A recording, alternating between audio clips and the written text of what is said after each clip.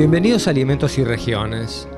Hoy continuamos el recorrido que hicimos invitados por la Embajada de Holanda con motivo de la visita que hizo a la Argentina el ministro de Agricultura Martín van Dam.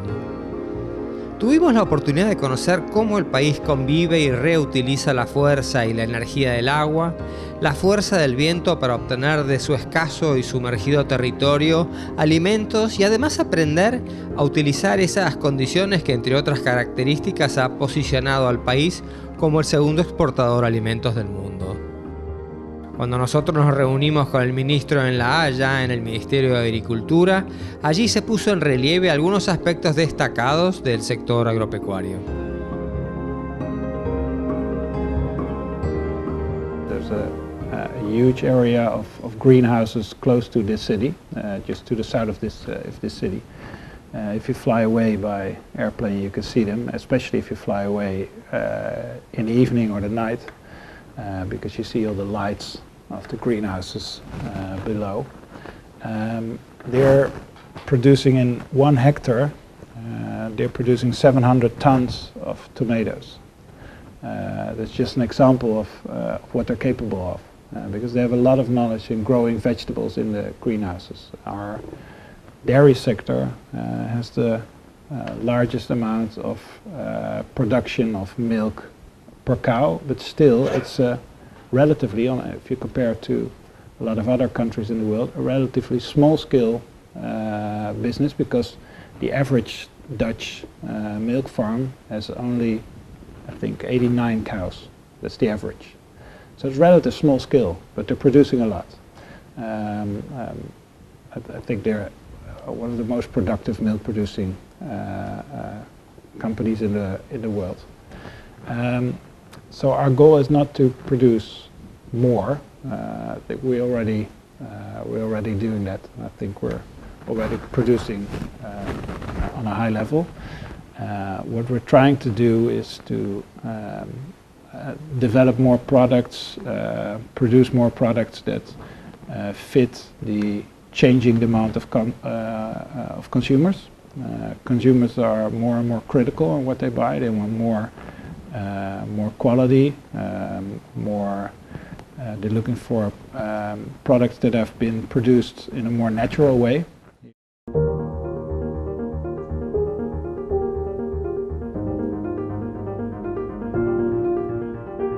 Habíamos estado en otras oportunidades y visitado tambos que son tan interesantes de conocer como los propios tamberos dueños.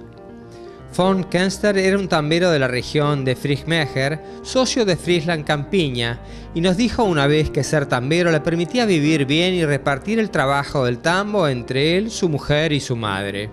Ganar lo suficiente y tal vez un poco más. Si la ambición es más grande, es mejor dedicarse a otra cosa. Es posible lograrlo por 3 factores. Uno es saber encontrar las prioridades en la vida, el otro tener un precio justo por la leche, y la tercera condición es el nivel de tecnología, y la casualidad entre ambas visitas es que ese estilo de vida y esa productividad se basaban en la misma tecnología Lely. Porque el siguiente punto en nuestro recorrido fue otro tambo en Hazelwood de la familia Van Dorp. Su salto tecnológico lo dio a partir de la decisión de poder estar listo en forma competitiva frente a las grandes fluctuaciones del mercado. And the only way I saw that happening was by a certain scale. So I was telling you about the 60 cow farm that went up to 120 cow farm in the old buildings.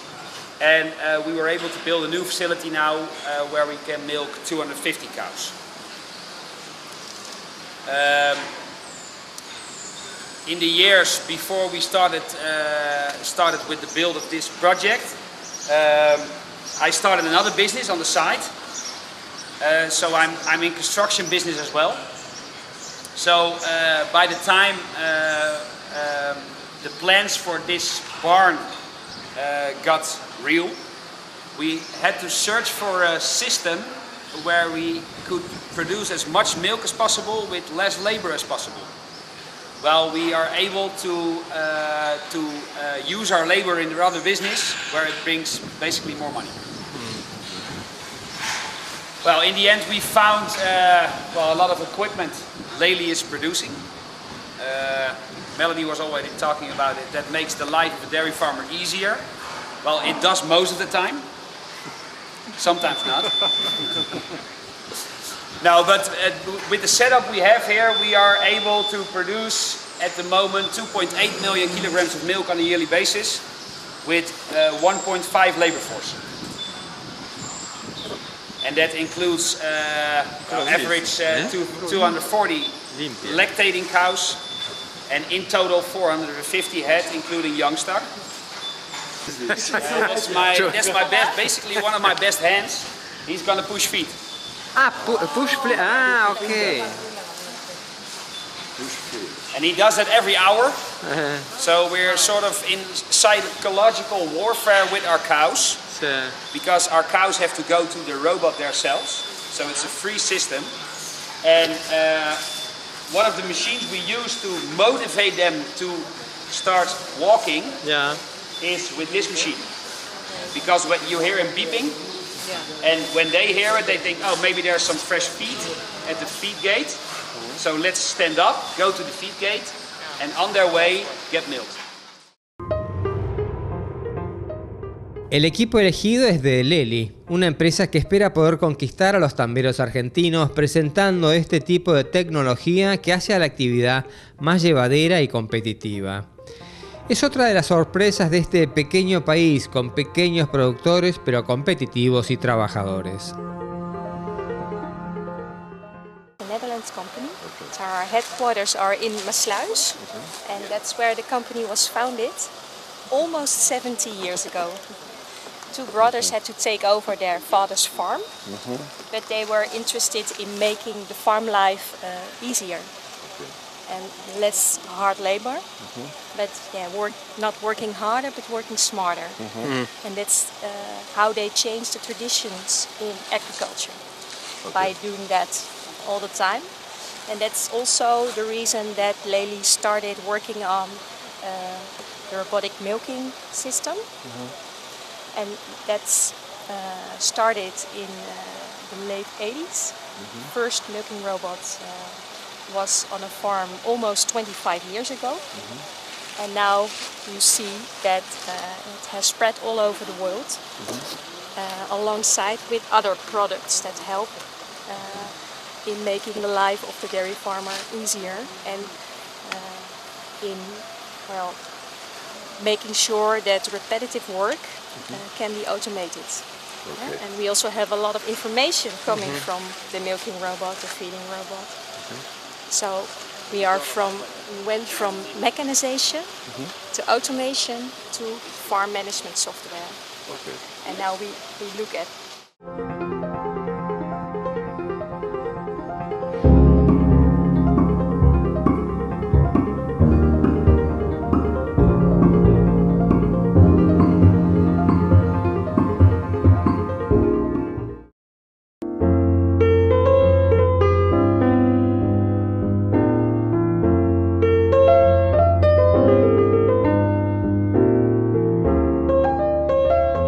El ministro continúa presentándonos diferentes capítulos del sector rural y las capacidades y comportamientos del mercado europeo, espacio que debemos esforzarnos en conocer si queremos ser sus proveedores. In Europe, I think there's a lot more debate about, for example, about GMOs than there is in Argentina. I've already spoken about that with your minister, who explained me that it's not a big debate in South America, but here in Europe it's a big debate because people are looking for food that has been produced in a more natural way. So demand of consumers is changing, and what Dutch companies also are trying is to follow up on that changing demand, so that they're not only one of the most important producing nations in Europe at this moment, but we will also be in 5 to 10 years from now. Holanda, a pesar de su pequeño tamaño, ha sobresalido en el desarrollo de la agricultura. El Vermeerdinstituten es un instituto que se ocupa de la propagación de plantas controlados por el NAC. produce para exportar a todo el mundo portainjertos bajo parámetros de calidad y sanidad absolutos. Son producidos a partir de las plantas madres prebásicas libres de virus en invernaderos. Visitamos uno de sus dos campos. Con Gerard John Dietrich, director del instituto, nos contó algunos aspectos diferentes del negocio, pero creo que nos da una idea de cómo funciona en otras partes ese mercado, ese consumidor tan anónimo y poderoso, o ese supermercado implacable en una cadena que de punta a punta la variación de precios ronda el 100% entre el productor y el consumidor. When you look at statistics in our part of the world, the consumer has a big belief in organic material, but if he's in the supermarket, she is in the supermarket and she has to buy something, she will buy the cheapest or the whatever. So, and if you ask to people if they are in the supermarket, how do you make your choice? How do you estimate between a Unami, a Pink Lady, an Elstar, and what are you going to choose? They don't know why they picked this one. Oh, it's a funny name. So the marketing of fruit is very difficult, and it's not only the supermarket, they want a simple life, and the consumer is very bi-directional in what they want, and we have a big technology push from breeders who say, okay, we have new varieties, they are resistant, they are whatever they are. Y al fin y al cabo, ¿el sabor tiene algo que ver con todo esto? Yes. In fact, this is really an interesting question, because it is not the best apple that wins in the market from the taste point of view, not at all. And I can say the best apples are not in the supermarket. La pasión explota en todos los actores de este sofisticado mundo de los portainjertos. Behind me you see different types of rootstocks. Most of it will be M9 selections, and it's used, as I told you, inside. The plants in the winter time, they will be harvested and they go to the nurseryman who makes 2 beds of them for making a new production of rootstocks. And very special is the certification level. I think we are one of the only companies in the world who makes rootstocks vegetatively propagated on this level. And we are in a kind of way, this is not for publishing in your papers, we are masochistic because we like to be inspected. Cada planta que se vende y transporta en Europa o se exporta tiene un pasaporte individual. Habíamos dicho que los holandeses son el prototipo del hombre de negocios, del comerciante. Es cierto, pero es un individuo eminentemente práctico que une de una manera concreta el conocimiento con las cuestiones de todos los días. Los datos que expone el ministro sobre la lechería y la producción de tomates no son excepción, sino la regla. Esto emana de círculos de excelencia como lo es la Universidad de Wageningen, a donde fuimos en nuestro ágil recorrido junto a otros colegas de diferentes medios de nuestro país. Wageningen es la síntesis de una universidad con un grupo de 9 institutos de investigación sobre temas que hacen a todas las áreas vinculadas con la agricultura. Es difícil imaginar el universal conocimiento acumulado que se vuelca a la práctica en miles de ensayos. John Sanders, profesor emérito de investigación en biomasa, describe una situación que pone a nuestro país en una interesante perspectiva. 1,000 million tons dry weight of biomass to supply for our food. We have about 2,000 million tons for non-food applications, and also in many African countries we use wood to cook our dishes. And if we really want to have 30% of the expected energy use in the year 2050 from biomass, we will require 20,000 million tons of biomass in addition to this. And that is really a big challenge. El profesor Sanders estudia las grandes oportunidades que se generan a partir de la biomasa, incluso en pequeña escala. Luego, Ángel de Miguel García, investigador y especialista en el recurso agua para la agricultura, nos explica que a pesar de que generalmente el balance de agua es equilibrado, se producen cada vez más alteraciones.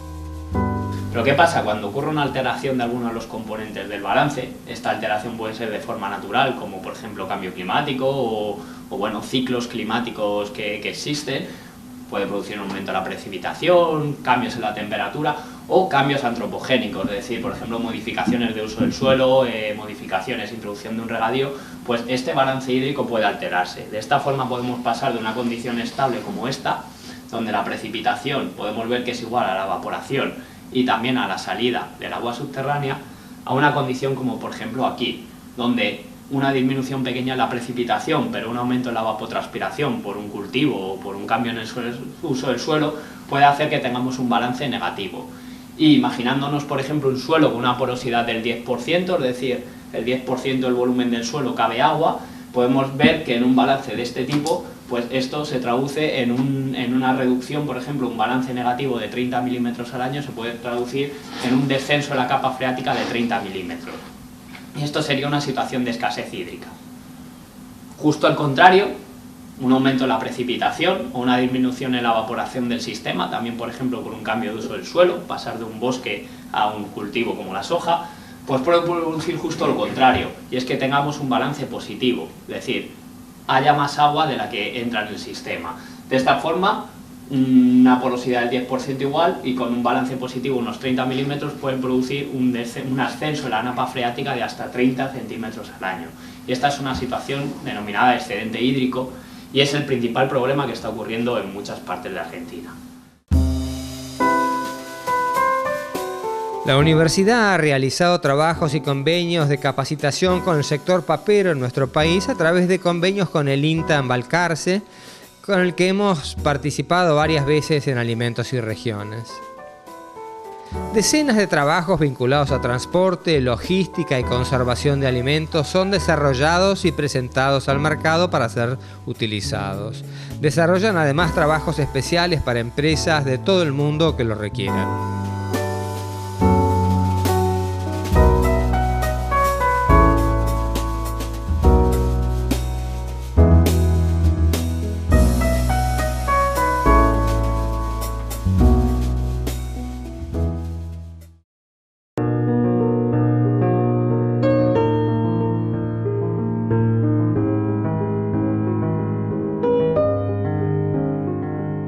Así como en el bloque anterior comentamos que la Universidad de Wageningen trabaja con aspectos de packaging, transporte y logística, ya casi al final de nuestro recorrido tuvimos una visita a Nestra.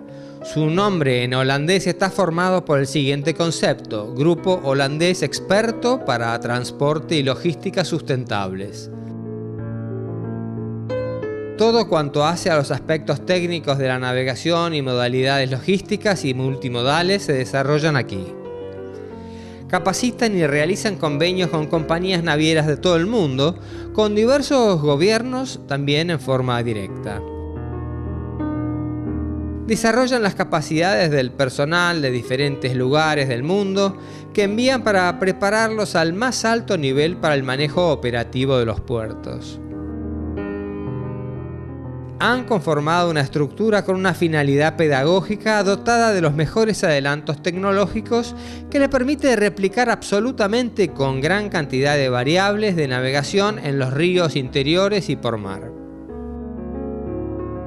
Los sofisticados equipos simulan a la perfección la entrada a diferentes puertos, navegación en ríos y navegación en mar, diferentes momentos climáticos, presión de tráfico en los ríos. Estos equipos pueden ser transportados a otros países a fin de desarrollar en ellos estos cursos. En otras oportunidades pueden reproducir varios eventos de la navegación simulando estar en áreas diferentes del navío, puestos de mando, en la sala de motores, bodegas. La fidelidad de los aspectos es extraordinaria y permite una vivencia intensa a todos los alumnos, Se percibe el vibrar de los motores, el rolar del buque, su falla, los aumentos de temperatura. Además hay un módulo donde se capacita en aspectos en todo lo concerniente a temas administrativos y de control, generándose todo tipo de situaciones. Tomamos un taxi y en Rotterdam no podía ser de otra manera, era acuático, y así poder llegar a la última reunión en el Rabobank en Utrecht.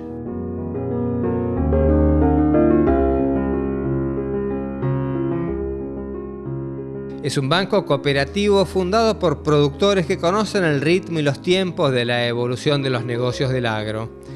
El Rabo impulsa y promueve por eso mismo a que los pequeños productores tiendan a unirse bajo ese cooperativismo que dio extraordinarios resultados, no solo en Holanda, sino en Francia, Alemania, Dinamarca, Canadá, todos países en donde la industria agroalimentaria es pujante. El Rabobank tiene un prestigioso equipo de análisis desde diferentes perspectivas, tanto de situaciones dentro de Holanda como del resto del mundo. Desde esa perspectiva ven con prudente optimismo el nuevo escenario en la Argentina. Operan 44 países y tienen 61.000 empleados. Están comprometidos activamente para llegar al 2050 con 9.000 millones de personas en el planeta bien alimentadas. Healthy nutrition. We always talk about food security, but in fact it should be nutrition security. Because when you don't promote healthy, balanced diets, then that will be even worse. So how to deal with obesitas, for example, in the United States? We have active programs about that too. And then increasing stability of those three factors I mentioned first. Stability, like how to combat the volatility of prices, for example. That is one of the most crucial parts that is even worse for many large food companies and farmers, the uncertainty of the prices and the uncertainty of harvests. How, as a bank, can we do that? Nos explica el incremento de la demanda, el aumento de los ingresos, la reducción de áreas nuevas para integrar la agricultura y solo qué hacer las cosas bien de la mano de la tecnología y de la forma sustentable. Johan Porter, consejero político del Ministerio de Agricultura, estuvo presente y nos dio algunos datos fundamentales para conocer ese sector vital de Holanda que, como todo el mundo, sufre transformaciones empujado por las tendencias mundiales, sin resignación, sino que surfeando la ola de los problemas, encontrando la forma de superarlos. Menos explotaciones, pero mayor superficie ya es una situación común. La seguridad alimentaria, control de residuos de plaguicidas son otros aspectos relevantes y sobre los que nuestro país debe poner un énfasis urgente, y destacó urgente. Y creo que eso deberíamos tomarlo muy en serio. Utrecht colorida nos permitió disfrutar algunos momentos en un derrotero ajustado pero de enorme interés. La gira llegó a su fin y nos preparamos para el regreso cargado de experiencias y vivencias que debíamos poder transmitir. Es difícil hacerlo, pero el aspecto más destacado y fundamental para mí fue la admiración de cómo ese país de 17 millones de habitantes y con una altísima densidad de 404 habitantes por kilómetro cuadrado convive armoniosamente como un crisol de razas. Me repica en la cabeza que no es el volumen o el tamaño de sus empresas lo que vale destacar, sino el sentido innovador de su evolución, la innovación que se da de la mano con la cooperación y la transmisión del conocimiento. Es por ese lado que nuestro país debe tomar la mano que se ofrece en innumerables campos latentes como lo son, por ejemplo, la horticultura y la floricultura. Es oportuno no dejar pasar esa cultura del bien común priorizando lo individual. Si somos inteligentes, sabremos aprovechar tantos campos abiertos para la mutua colaboración que de una forma explícita nos llega desde aquel reino de los Países Bajos.